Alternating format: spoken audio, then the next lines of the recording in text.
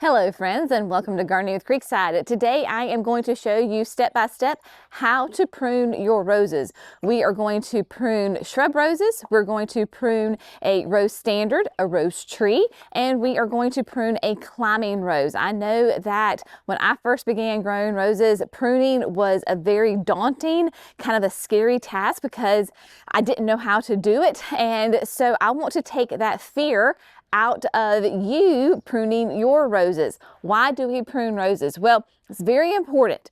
All roses will bloom on new growth. The one exception could possibly be if you have an old heirloom climbing variety. Other than that, it does not matter if they are David Austins, if they're proven winners, if they are drift roses, if they are knockout roses, it does not matter. Your roses are going to bloom on new growth. We want to prune them down in wintertime, very, very early spring to encourage that beautiful flush of growth, which is going to absolutely bring in the flowers in mass. So, what we're going to do first is the shrub roses. What tools do you need? Well, you need a good pair of pruners, right? So whatever your preferred choice of pruners are, then go for that. I happen to really like the Felco number 2s, right? So they fit good in my hands. They are nice and sharp. Recently, I put on a new blade, so they are clean, they are sharp, they are ready to go. So you need a good pair of pruners. I would highly encourage you, if you have roses, barberries, hollies, any kind of shrub that has a prickability factor to it, then I would really encourage you to get a pair of rose gauntlet gloves, okay?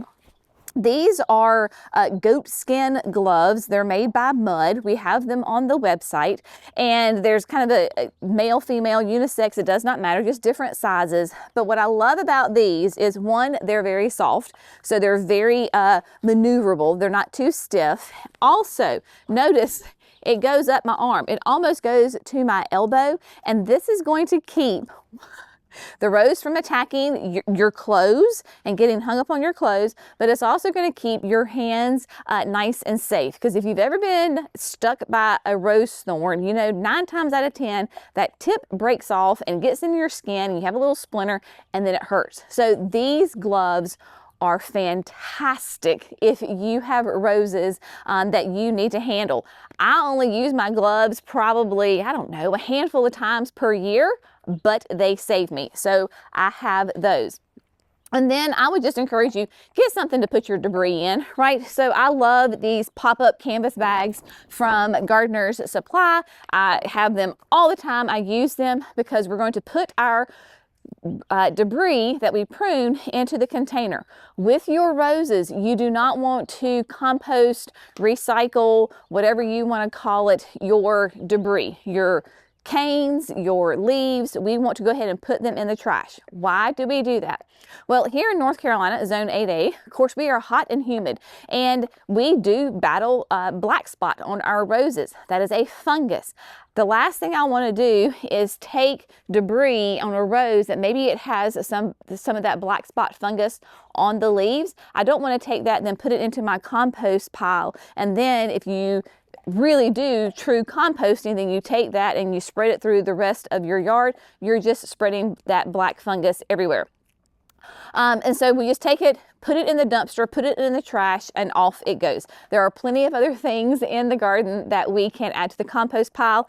I would just encourage you, especially if you have black spot, if you have any kind of powdery mildew, any kind of stuff like that, just put it in the trash. It's not worth it. So what we are going to do first is we are going to take care of a shrub rose. So when I first started into roses, the roses that we're going to look at today are all going to be David Austins. And that's just what I have right through here. Love the David Austin website. They have great tutorials, information, step-by-step instructions on how to plant, how to prune, how to maintain. everything. I will leave a link in the video description to David Alston, and so I would encourage you to go there. Another thing that I love about them is that they give you a year's worth of maintenance, step by step, of what you should do to your roses depending on your zone. So of course I am in the southeast, so if you are a zone 7, 8, 9, 10, if you are warm, and I would say starting around like zone 7 and warmer, this is the time of year where you're going to want to prune your roses. Obviously there is grace in gardening and there is a grace period.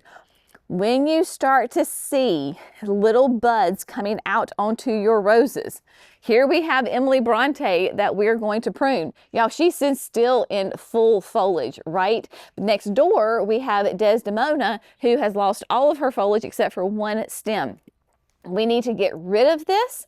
And so when you start to see those little bud swells, the leaf swells start to come up, then that's your sign that you want to prune it. So first things first, I'm going to show you how to do a shrub rose.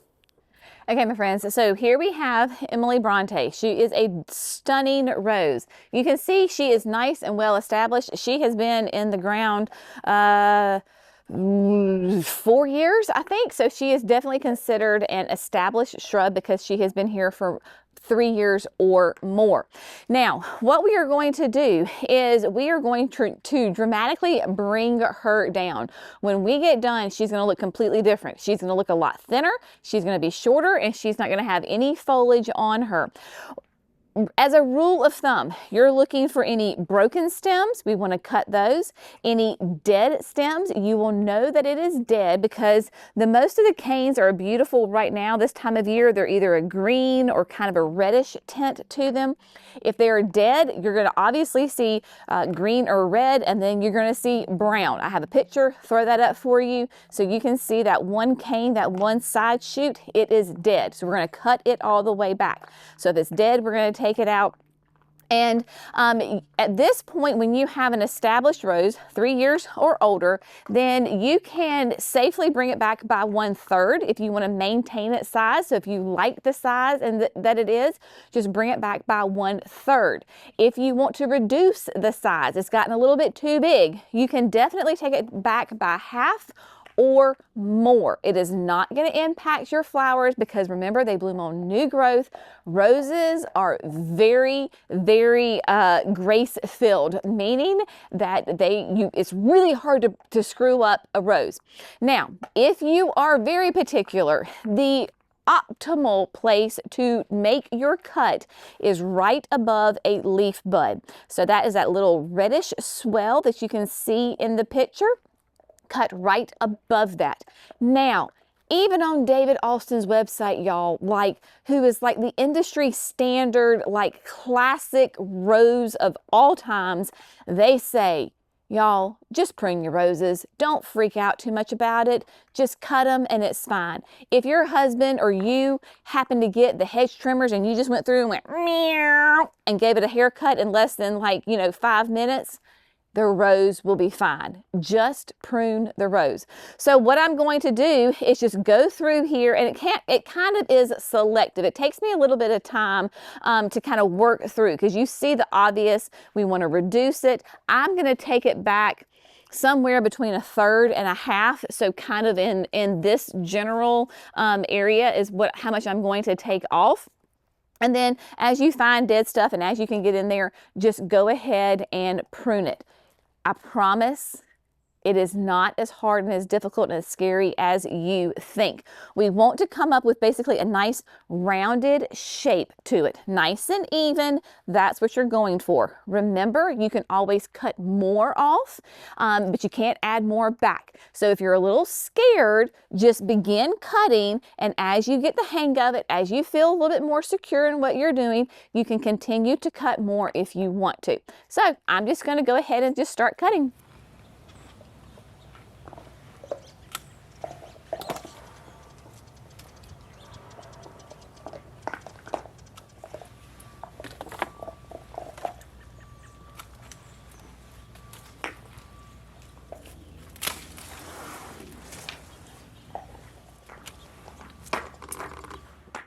All right, my friends, 2 things that I forgot to mention when I was in mid pruning that made me think about. One, if you see some of your canes that are crossing and rubbing, and I have one of those, and you can see how it is come across and it's coming towards the sun across the plant, and so it is rubbing. I want to take that off. So what I'm going to do is go all the way back to where that cane, that stem originates from the main, one of the main canes, and cut it out. We don't want rubbing on your canes or your stems, okay? So if you see that, just go back, cut that part off so that you don't have those rubbing against each other. And then number two, I do have a little bit of foliage left. When I take out that rubbing cane, it will take off those leaves. But I do have a good number of leaves here on the ground. I know, y'all, that in the horticultural world, it is preached, leave the leaves, leave the leaves, leave the leaves. What did we talk about with black spot, fungus, powdery mildew, any kind of other diseases that could be prone to your roses? That's sitting there on those leaves on the ground. I'm going to remove them. So I'm going to get my little hand rake. I'm going to rake them up. I'm going to put them in my container, and I'm going to put them in the trash. We battle black spot hard enough as it is, and so we do not want to keep that in the bed. I do have a solution for that though. If you want to prevent black spot, one of my roses always faithfully gets it. It's the Generous Gardener that's closest to the forest pansy. We're going to be there in just a second. I think because it doesn't get quite as much sun on that side, it inevitably always gets black spot every year. So what I am going to do this year is I am going to use this fungicide, and I am going to spray it. You have to be preventative. Once you get it, you get it, and you can try to mitigate it, but you're not going to, quote, eliminate it that year, right? So prevention is the key to this. So it's a concentrate, you mix it up, and you just spray your roses. You begin spraying the roses when those new leaves start to emerge. And I want to say you have to do it like every 2 weeks. To prevent that. So if you have black spot or powdery mildew or any kind of other fungus on your roses, there is a solution. We just have to be preventative and not reactive. So I am going to get this little cane out right here, right quick. And you just kind of, that's where I was talking about, you just kind of have to get in there, and you may touch the same spot, that same area, 2 or 3 times, and that is okay. Take your time. This is not a race. So see, went back. There you go. Took it out, had some leaves on it. I'm going to get rid of that. Any kind of dead, the dead is going to be very obvious. No matter how small it is, just go ahead and snip it off. Any little leaves, you don't necessarily have to cut them. If you just kind of pull them backwards, typically they will just snap right off. So it looks like to me, I don't have any canes that are rubbing. I think I have removed all of the dead stems. And y'all, you could nitpick this to death probably. I mean, really. And if you want to, great. And if you don't worry about it. Just do the best to your ability and you will be great. But you can see how much this plant has been reduced. There is no foliage on it whatsoever. She is going to be absolutely stunning come this spring. So that is how you do a shrub rose. Next, I think we're going to go ahead and tackle the climbing rose. We're just going to go ahead and get it over with and get that one knocked out, and then we'll do the standard form of a rose. All right, my friends, now we're going to tackle climbing roses. Behind me, if you're familiar with Creekside Nursery at all and gardening with Creekside, you know that we have this arch that I got from Kinsman Garden Company, and on each side is a Generous Gardener from David Austin. Stunning, absolutely stunning climbing rose. But let me tell you, when it says it's a Generous Gardener, she is a Generous Gardener and quite prolific and a huge grower. Looking back, probably long term could have gotten away with only one of them, but you know, I was impatient, and so I went ahead and bought 2. They've been in the ground since we did this, so this is year 4, something like that, going into year 5, around there, something around there. So climbing roses can be intimidating and a little bit like with your brain, okay? So this is why I'm doing the camera with my hand, so I can show you what you really need to be looking for. Okay, climbing roses. One, they're not going to attach themselves to a structure. They're not twining like a honeysuckle, okay? You're going to have to attach it to the structure. But basically, you're going to have all of your main canes, right, coming down from the bottom. Again, if it's diseased, if it's dead, if it's rubbing, we want to go ahead and take them out, okay? So I have been pruning on this because she had just gotten so wild and crazy. And so this is actually kind of a good thing that I can show you what we're looking at. So basically, you have your canes that start from the bottom, and these are your main canes. So for example, you can see maybe, hopefully, this huge one right here, okay? And this is the one that's the leader. It's just gonna keep on going straight up and has all the height to it. From that, you have little side shoots like this. Well, this one can be a big side shoot. So this is a side shoot, and this is a side shoot right here. What you want to do is prune those back to a couple of inches. I've done this one. So you can see we've got the main cane right here from the bottom. It comes up, we had a stem, I cut it back. Now look at this. Can you see that this one is dead right here? So what I will do is come in and cut it back right here. You come up, there's another little side shoot. We're going to trim that. Go up. This one has been pruned. These have been pruned all the way. Same thing with this guy. You go up, it's been pruned. So that is the idea, is that you want to leave the main canes, we leave those. When we are, you're just trimming off the little side shoots. That's where it can be hard because you're trying to figure out, you know, which one's a side shoot and which one is the main cane. Now, inevitably, you're probably going to cut a main cane off at the top. I have done it, and while it's a little like frustrating, it's not the end of the world, okay? So I'm trying to see, I know I had one over here, I thought, okay, here we go, right here. So this was the main cane right here. And see, I cut it.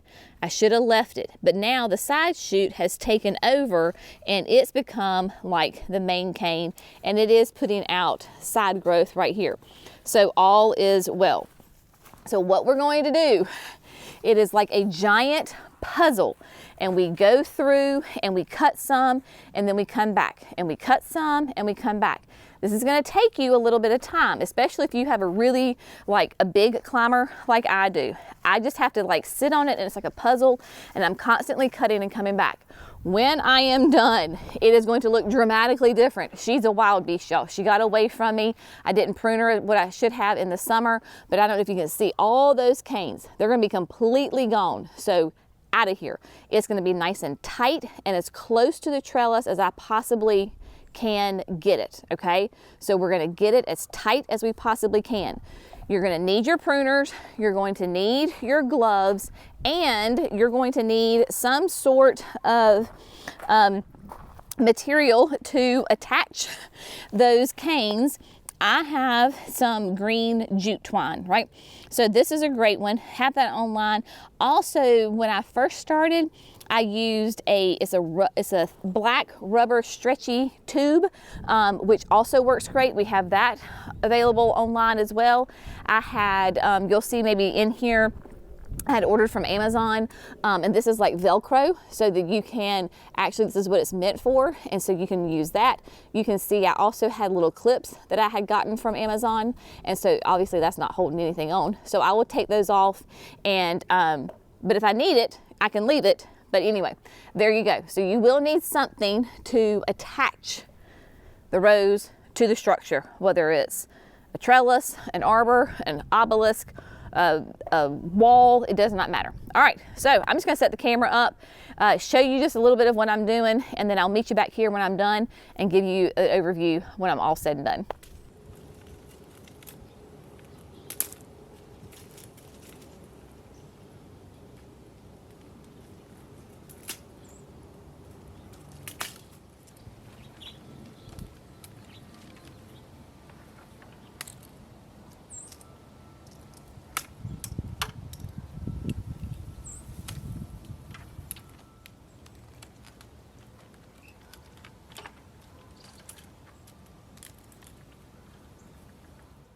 All right, my friends, look, she's finally done, dear heavens. Megan came out and was assisting me and being my little cheerleader, and I was like, Megan, I tell you, these canes are multiplying right before my very eyes. Oh, but man, it feels great to get that thing done. You see how much more tame she is? Now, is it absolutely perfect? No, it's not. Is it 1,000 times better? Why, yes, it is. It is all tucked in. Did some major pruning. You can see all of the canes that are still here on the ground. I'll deal with that later. We'll get that cleaned up later. But yeah, for the most part, I was able, there's still a little bit of foliage on here. Have to come back and make sure I get that off. And so we want it to be nice and naked, right? And so there you go. Got it all cleaned up over there, and just tons and tons of canes that I cut off. At this point, with this being such a mature, established rose, I mean, y'all, you can absolutely go in there and prune. You can cut it back, it will be fine. If you've got too many canes and you've got some nice, big, thick, healthy ones, you can leave those. You can cut other ones back. It is not a problem, right? So the main thing is get in there and clean it up, get all of those just trim back so it looks really good. And it really is like a puzzle. Like, you have to figure out, is this a leader or is this a side shoot? And you could really kind of come back to the same spot a couple of times to figure that out. So just take your time, don't be in a rush. And if you mess up, it's fine. There's grace in gardening. Roses are tough. Let me tell you what, she is going to be absolutely stunning this spring. All right. One more, we have the rose standard, a rose tree that we are going to prune. It will be an absolute breeze compared to this. All right, friends, so here we are in the cottage garden, and we have Princess Anne. Now, I ordered Princess Anne from David Austin as a standard. So you can order them straight from David Austin this way. They're already in the form. They came with a stake, everything. You can see that she's been slightly pruned back. That was because when Hurricane Helene came through, she was in full foliage, and I think it was Megan who actually saw we were in the kitchen, and she was like, Mama, Princess Anne is swaying, because she had so much foliage. She was literally rocking back and forth. So I came out and really fast just cut all the foliage off of it. So that way the wind would just go through the canes. So it looks like she's been pruned. She kind of has, but it's not been the formal pruning. Now, this is going to be very much like your shrub rose, right? Okay, so you've got the tree form on it. You've got your main stem coming up. If it's dead, diseased, dying, broken, we're getting rid of it. If they're crisscrossing, we're getting rid of it. And I'm really going to go ahead and prune this back, because this is a standard, and the way the wind blows, I need to keep her nice and tight and compact. She's got foliage back here, y'all. This is brand new foliage. So it is warm. She is already budding out. So this is a huge sign. Hello, hello. Prune me. So I'm going to cut all this foliage off because I'm going to be pruning it back. If there's little thin, little spindly canes in there, just cut them off to your main cane. We're just going to bring this back by like 1/3. It's as simple as that. All right, my friends, easy as that. I keep finding little things. This is what I'm saying. When you're pruning roses, you could probably nitpick it to death, but as easy as that, everything is pruned back. Just give it a good once over. Make sure you don't have found a little dead stem. There you go. Out she goes. Cut all that foliage off. Now, in order to prevent that black spot, as soon as the foliage starts pushing out again, which probably will not be very long since I already had some on here, this is a very warm spot, then I'm going to go ahead and start spraying it with my fungicide. That's available on the website. You can look at that. If you're interested, you can go there and grab it. So hopefully this video has taken out the fear of pruning roses. I know it can be a very daunting task when you're not used to it, you've never done it before. I want to take that fear out. The one message that I want you to get from this video is, if you have roses, prune them. Okay, just go out there and cut on them by a 1/3. If you have any kind of questions, just go by a 1/3 and you're good. You're going to be rewarded with absolutely stunning, gorgeous flowers come the springtime. Stay tuned, because in a couple of videos later from now, I am going to share with you, I have I laugh because if you know me, I've said that I'm done buying roses and I'm not going to get any more David Austin roses. I know Megan's giving me the look behind the camera. Y'all are probably giving me the look at the screen right now. So yeah, I did. I ordered some more David Austins. They're coming in this early spring, but there is a method to my madness why I am doing that. So in a couple of videos from now, I will go ahead and tell you my game plan, because I have got to move some roses, and now is a great time to do that. So here in the foreseeable future, I will be moving roses and kind of doing a little bit of a rose, swapping around, and it is going to be an absolutely gorgeous, beautiful spring. P.S. I'm going to add one to the chicken coop area. So cannot wait. All right, my friends, as always, we hope you found this fun, informative, and inspirational. Get out there and trim your roses. If you're in zones 7 and higher, zones 6 and lower, your time is coming soon. We'll see you on the next video. Bye, friends.